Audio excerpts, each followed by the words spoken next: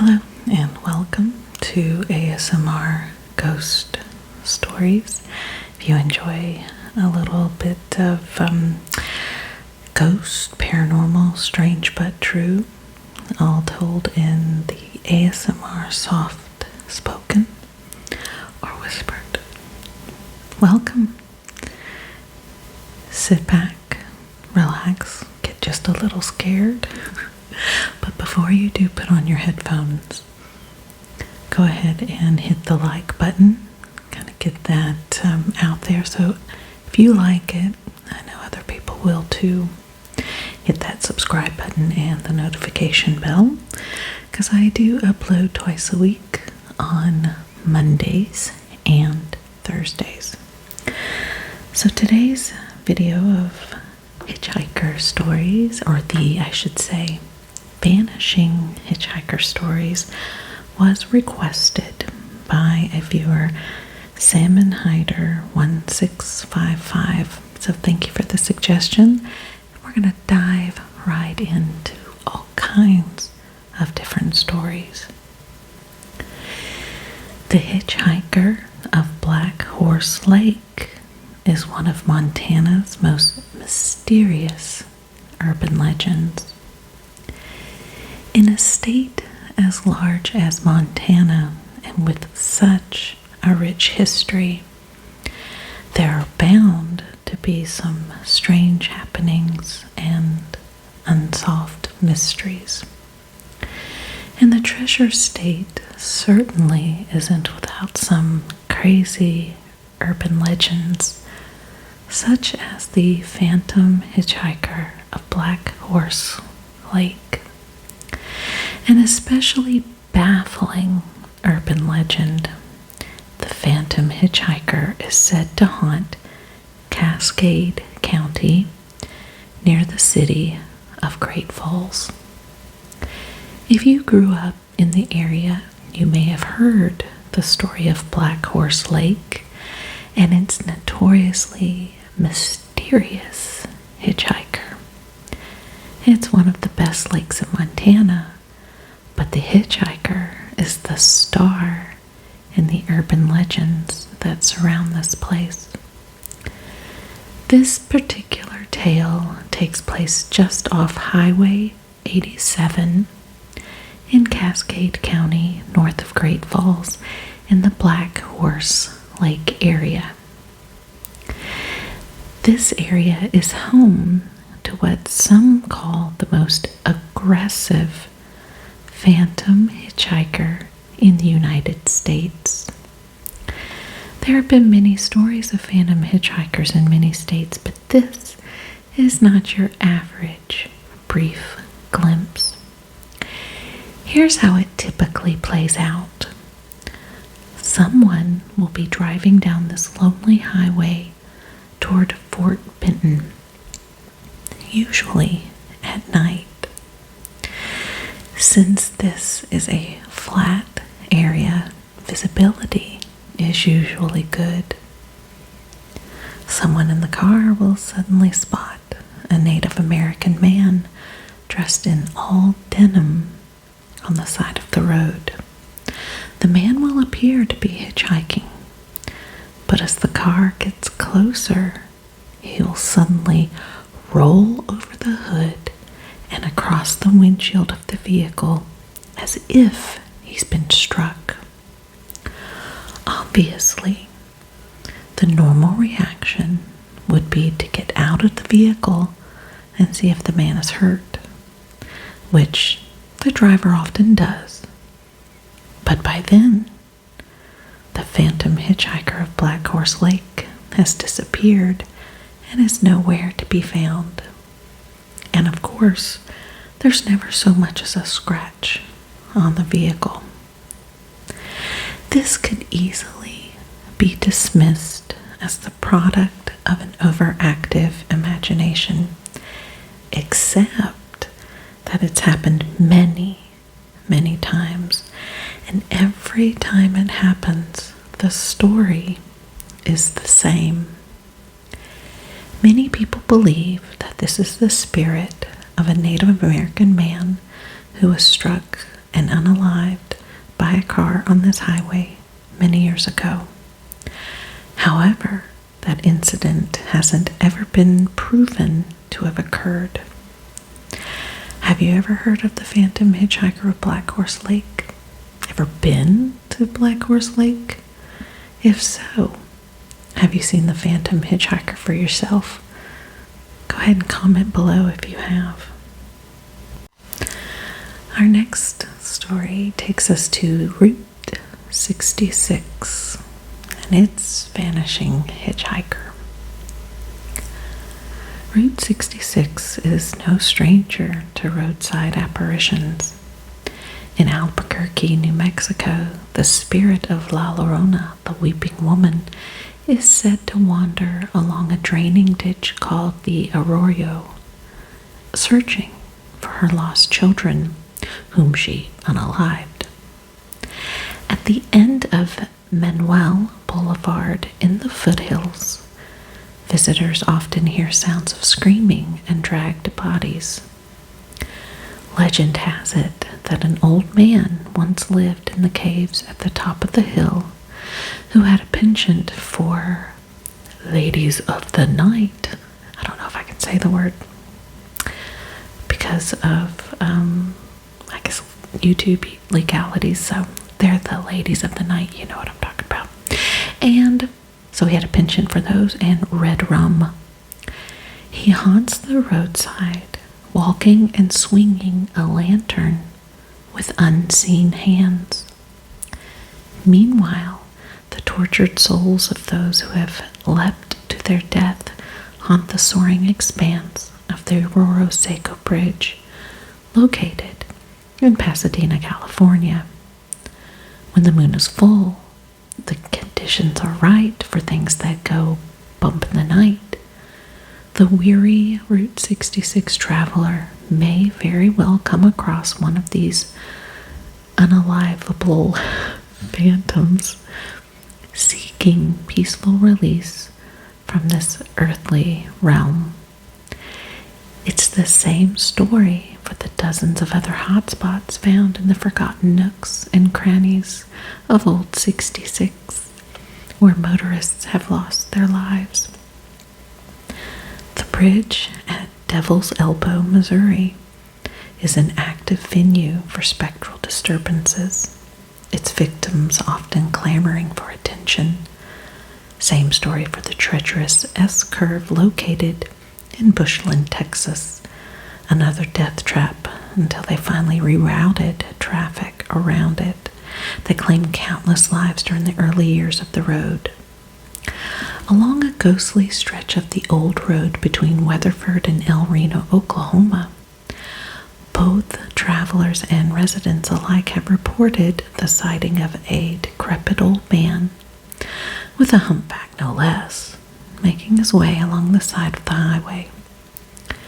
Dressed in a fedora and trench coat, he comes from the dark side, prepared for the weather, since it's often on foggy or rainy nights that the apparition makes its ghostly presence known. As people tell the tale, the old codger is picked up by a good Samaritan passing by. He climbs into the car, but makes not a sound, despite repeated interrogations by the driver. After some miles, the chimera makes his move and, without warning, attempts to leap from the moving vehicle. Of course, when the driver stops the car to let the man out, he has already vanished. Returning to the road, the driver comes upon the man once again, still walking. And so goes the tale of the vanishing hitchhiker, the subject of a classy Twilight Zone episode in the 1960s. In this Serling teleplay, Nan Adams is traveling across the country when she encounters the hitchhiker. She sees him on numerous occasions and becomes convinced that he's trying to unalive her. She eventually attempts to run run over the man to free herself, but in a macabre twist discovers that she is in fact unalived, or not alive.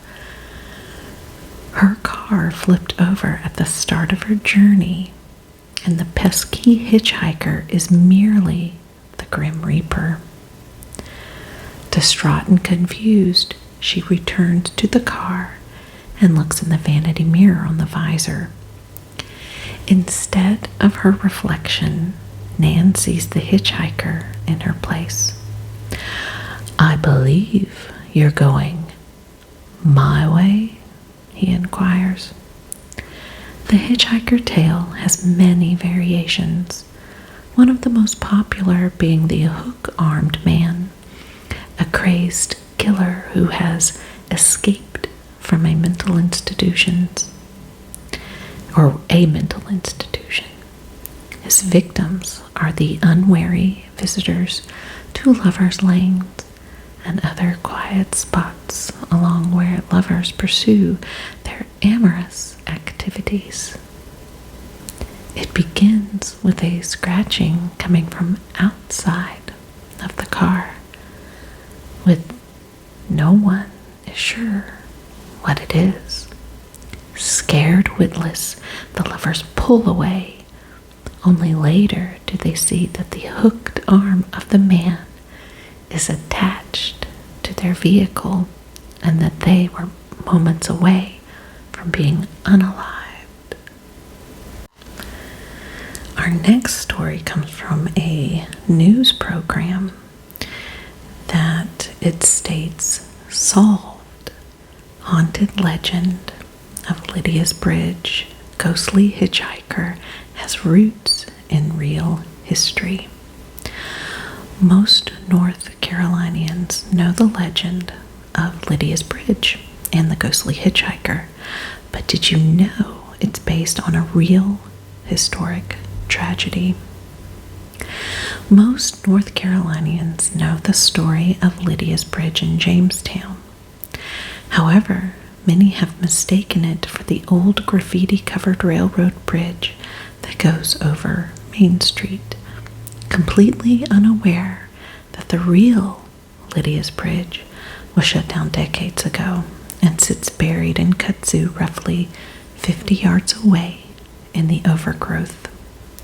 And while the legend of Lydia, the hitchhiking ghost of a young woman wearing a white gown, who appears beneath the bridge where she was unalived so many decades ago, is quite well known, many don't realize the legend is rooted in a real-life tragedy that occurred beneath the bridge in the 1920s. Historians and paranormal experts alike have long tried to solve the murder or the mystery of Lydia, matching the folklore of the vanishing hitchhiker with old records of car crashes and deaths along the haunted route. But how did the real history of Lydia get lost, and why is her real bridge now closed to traffic? Is it because too many people saw her spirit along the roadside? The legend of Lydia's Bridge. She is known as the vanishing hitchhiker, the lady in white, Lydia. The story begins with a young man driving down a winding road through Jamestown late at night. It's well after midnight on a foggy night, and his eyelids are growing heavy as he makes the trek back to High Point. Through the rainy mist, he just barely sees the ghostly white figure of a pale woman in a white dress, standing beneath a curved bridge and waving her long, thin arm in the air. He pulls over to give the mysterious hitchhiker a ride. He makes small talk with the woman, who answers his questions in solemn whispers and seems hauntingly sad. Her home is in High Point. When they arrive at her home, He gets out of the car to come around and open her door. But when he gets to the passenger side, she's gone. Assuming she had simply rushed into her home, he goes to knock on the door to make sure she got inside safely. Knock, knock. Instead of the ethereal Lydia, a very old woman answers the door. Confused, he asks if Lydia is inside. Lydia's been dead for years, says the old woman, her eyes filling with tears. She's my daughter, and it seems like she's still trying to get home. Annie L. Jackson died beneath the bridge in 1920. Most urban legends and ghost stories have roots in real history. But as years pass, those roots get twisted up and gnarled into a ghost story that's not quite true, but not exactly false either. Several years ago, a duo of paranormal investigators named Michael Renager and Amy Greer dug up the history behind the legend. In their book, Looking for Lydia, they take readers through dusty newspaper clippings that lead them all the way to the grave of Lydia herself. Her name was Annie L. Jackson. According to the newspaper article from June of 1920, Miss Annie Jackson, a young lady of the city, met almost instant unalivement last night when riding in an automobile that turned turtle, it says turned turtle, on the High Point Road about 3 miles from High Point. The crash happened around 10 p.m. when the driver lost control on a slippery road during a sharp turn. The car, it seems, flipped over, causing Annie's head to be cracked against the concrete. 2 of the other occupants of the car were also injured, a man named Mr. Cross and a woman named Miss Nettie Lethaco. The driver, a man named Hutchinson, could not be found after the crash. It seems he may have run away in hopes of avoiding legal trouble, because a few days later he was arrested for reckless driving, leading to the death of Miss Annie Jackson. Born in 1885, Annie was around 35 years old, and she worked in a cigar factory. She had been living in a nearby hotel while working and had only been there for a few months. Her parents also lived locally. The authors of Looking for Lydia believe Annie's middle initial, which they report was L, might be where the name Lydia originated. Today, Annie is buried in Holt's Chapel Cemetery in Greensboro. A photo shared on her Find a Grave page provides an idea of how she may have looked. There's also a photo of her gravesite and information about her family. After the tragic unalivement, people began claiming to see the ghostly hitchhiker appear beneath the bridge, which was still in use at the time. Years later, however, the road beneath the bridge would be rerouted to go beneath a new bridge, leaving the real Lydia's Bridge to disappear beneath the overgrowth. Lydia's Bridge abandoned, replaced by a modern bridge scheduled to reopen after decades. Lydia's Bridge was built in 1916, just a few years before Annie Jackson's tragic unalivement in 1920. According to officials, the original Lydia's Bridge was abandoned for decades after a new bridge was created around 100 meters away. The overgrowth and curtains of ivy almost completely obscured the bridge where Annie Jackson was unalive so many years ago, giving it a permanently eerie and mysterious vibe that made it perfect for urban legends. However, after decades of being overgrown and abandoned, Lydia's Bridge will soon have a new life. According to town officials, a new pedestrian walkway is slated to open by late November, allowing the public access to Lydia's Bridge. And they hope to begin offering programming and events around the bridge honoring both the legend and the history that has deep roots in the town's past.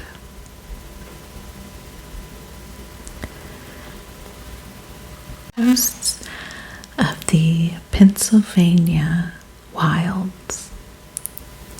The Vanishing Hitchhiker is a pretty common urban legend, appearing in stories all over the country. If you've somehow managed to avoid hearing about this topic until right now, let me recap. A driver picks up a hitchhiker, always alone, always on some remote stretch of road in the middle of nowhere, and always at night.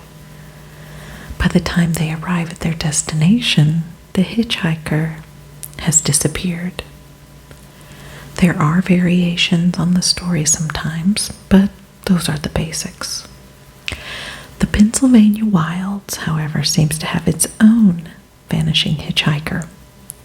In Inez Bull's book, Cross Fork Tales, she reports having actually picked one up in Dark Skies landscape.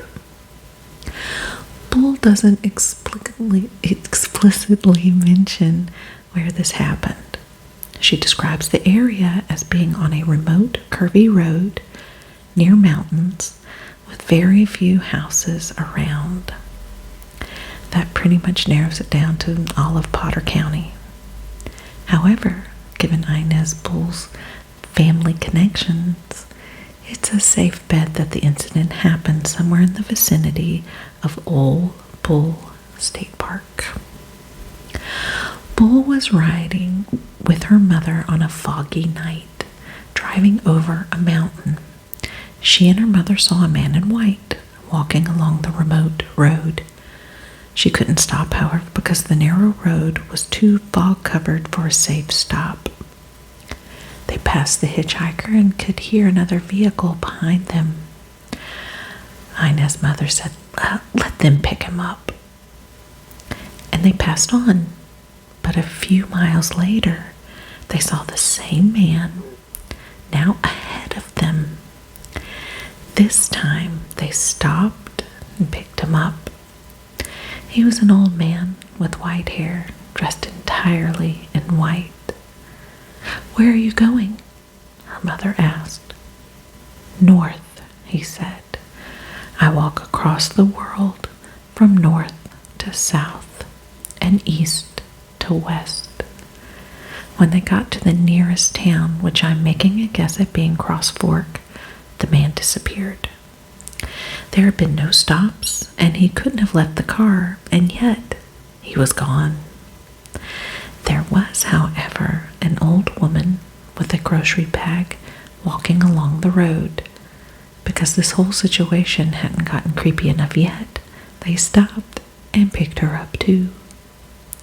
They drove the old woman to an old ramshackle house and let her out. The woman invited them in, but then she disappeared too, and the house was empty. In the book, Inez Bull credits this as a religious experience, suggesting that perhaps her travelers were God. Personally, I'm not convinced that God has the time to hitchhike the Pennsylvania wilds. But I also know something that Inez Bull didn't. There have been other vanishing hitchhiker sightings in that general area. A few years ago, a local man came to me to tell me about something that happened to him in his younger days. This was a reliable guy involved in several local organizations and unlikely to make up a crazy story. He'd been in college, but dating a girl in Renovo, and often driving the road between Renovo and Lock Haven, which is incidentally one of the routes you might take to get to the Old Bull State Park. He saw a young man walking along the road and stopped to pick him up, thinking he was also a college student and probably headed to the same place. The two young men chatted a bit, but when the car arrived in Lock Haven, the passenger was suddenly gone. Does this mean there's a vanishing hitchhiker walking the road between Lock Haven and Old Bull? I couldn't say for sure, but if you're driving along that stretch, keep your eyes open. You may see someone walking on a foggy night, waiting for a ride. Next story. Imagine yourself driving down a lonely country road at night. You're alone with only the car radio and the dashboard lights for company. As you round a bend, you see coming out of the blackness a solitary figure standing, thumbing for a ride.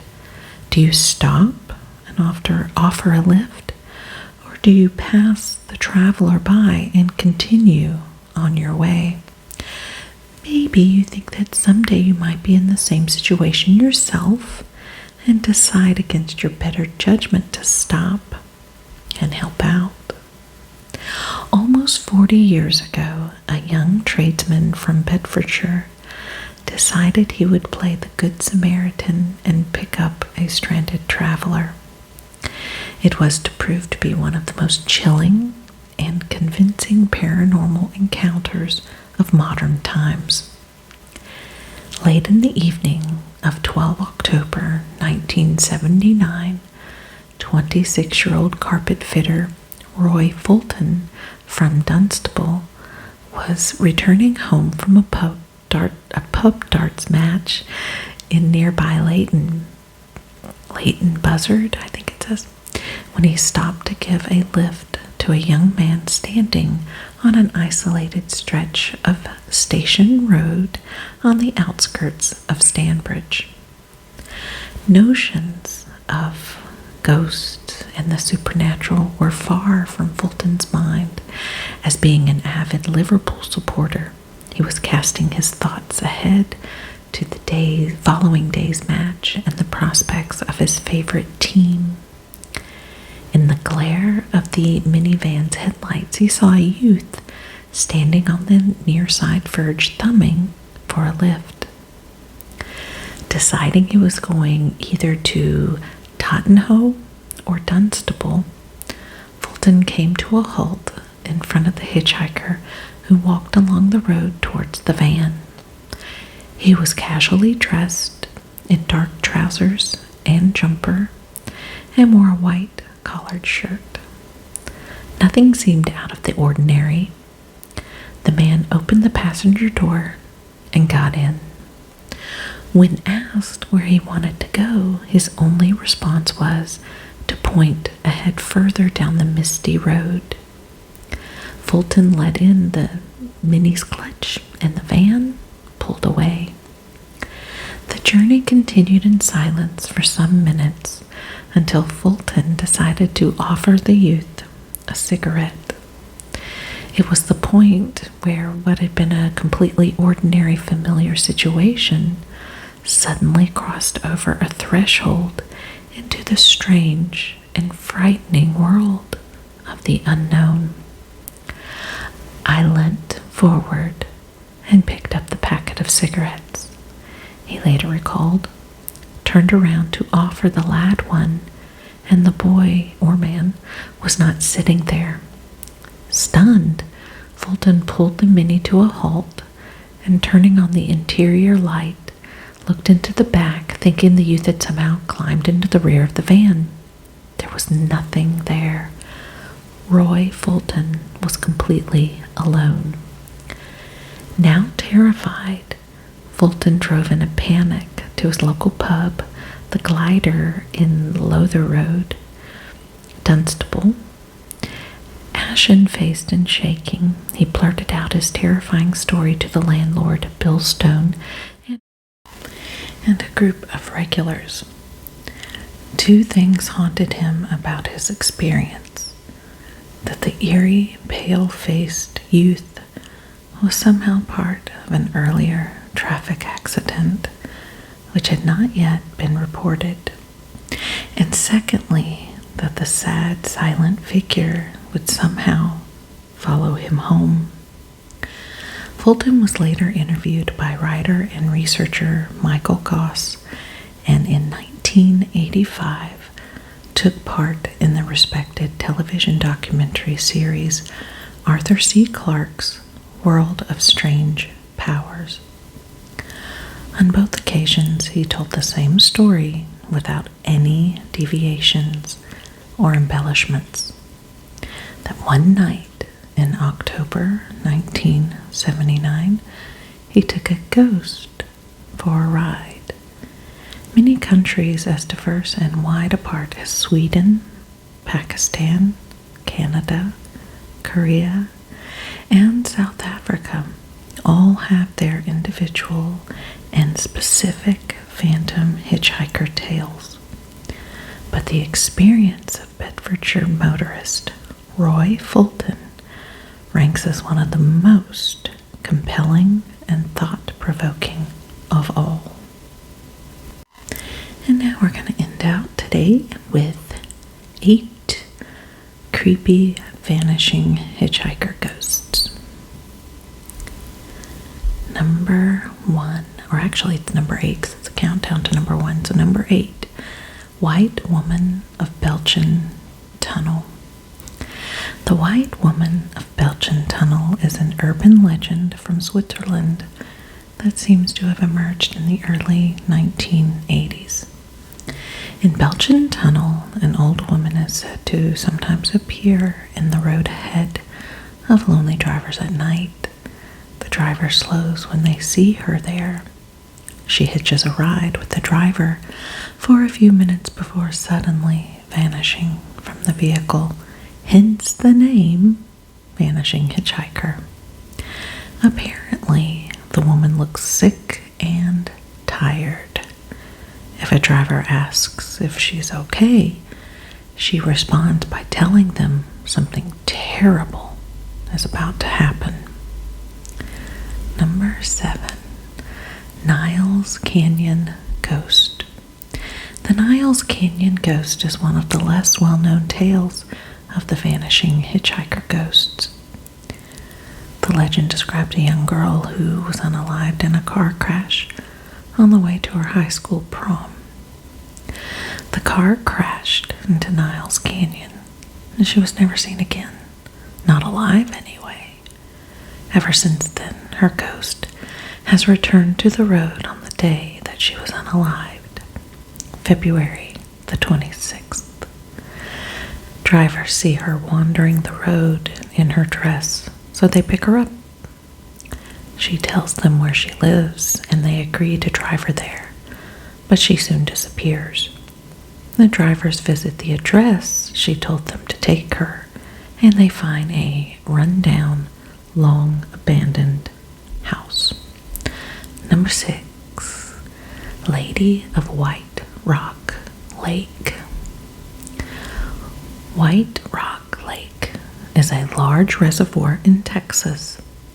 It is a fairly normal lake other than the bizarre legend surrounding it. Legend tells that the area surrounding the lake is haunted by the Lady of White Rock Lake. She was unalive during the 1930s at the young age of 20. To suit this, she can be seen wearing an old-fashioned dress soaked through with water. Like every other vanishing hitchhiker on this list, she hitches a ride with kind strangers. A few minutes into the journey, she tells the driver that she was just involved in a boating accident. Seconds after telling this, she completely disappears. Apparently, she left behind a soaking wet book. The book contained no words, just blank pages. Number 5, Belsay Hitchhiker. This case emerged just last year when 2 radio presenters reportedly filmed what they believed to be a ghostly hitchhiker while they drove past. They didn't stop to pick him up, they just kept driving. The video gained national attention when it was picked up by the media. They say the hitcher was wearing an old RAF uniform. In the early 1940s, a military plane crashed near to that very road. This has inspired speculation that the hitchhiker is the ghost of the soldier who died in it. But realistically, a ghost story involving 2 radio presenters is probably just a hoax. Number 4, Hitcher at Blue Bell Hill. Blue Bell Hill is a historic chalk hill in southern England. It's a designated site of scientific interest, but it's also a site of creepy interest to me. People have reported seeing ghostly hitchhikers here since the early 1970s. In 1974, a man reported seeing a young girl appear in the road ahead of his car. She collapsed to the ground immediately, so he stopped the car to help her. She was bleeding as if she had just been run over. Legend tells that she asked him, "Why did you hit me?" He covered her with the blanket and drove away to inform the police. By the time the police arrived, the girl was gone, but the bloody blanket remained. This is a story that is supposedly repeated more than once. Number 3, the vanishing nun. In the 1970s, there was a whole string of reports involving the hitchhiking ghost of a nun. It was on small roads near the German-Austrian border where the nuns were picked up by kind drivers. During the journeys, she would only speak in Latin. Her speaking would pick up as the journey went on until she was speaking very quickly. This continued until she suddenly disappeared from inside the car. Similar stories also came out of Italy during this period. Urban legends tell that the nun could only be seen by Catholics who were going to die soon. She was a prophet of death. Number 2, Highway 94 Ghost. One of my favorite vanishing hitchhiker stories comes from New Zealand. Highway 94 is almost 160 miles long, so it might be hard to find this ghost if you want to. Not that you would want to do that. Each variation of this story claims the ghost was in a different area, so I'm just going to assume it haunts the entire highway. Apparently, drivers often see a native Maori, I don't know how to say that, Maori woman holding a frightened kitten. She appears to be hitchhiking by the roadside, so drivers often pull over to pick her up. But as soon as the car stops, the woman and the cat completely disappear. Number 1, Resurrection Mary. As the most well-known vanishing hitchhiker, Resurrection Mary has earned her terrifying name. Haunting roads that lead to Resurrection Cemetery near Chicago, encounters with her have been reported since the 1930s. Each tale described the same thing. A young female hitchhiker was picked up and given a ride to the cemetery. She didn't speak for the entire journey and was wearing dancing shoes. When they arrive, she steps out of the car and walks towards the cemetery. She then disappears in front of the driver's eyes. She is thought to be Mary Bregovi, who died in a car crash in the 1930s. Well, there you have it. All kinds of fun little vanishing hitchhiker stories. Have you ever experienced anything like this? Now, I've never experienced a ghost, hitchhiker, but as a female, I normally wouldn't pick up a hitchhiker. But when I lived in the Northwest, hitchhiking was pretty common, I think, and I was always with somebody when we pick up a hitchhiker. It only happened maybe 3 or 4 times, and it wasn't weird or anything. And then when I was in Europe, because I rent a car every time I go, and I get people asking for rides, and as a female in another country, I normally don't take anybody in the car with me, so I have to tell them no, 'cause I just don't need them vanishing in my car.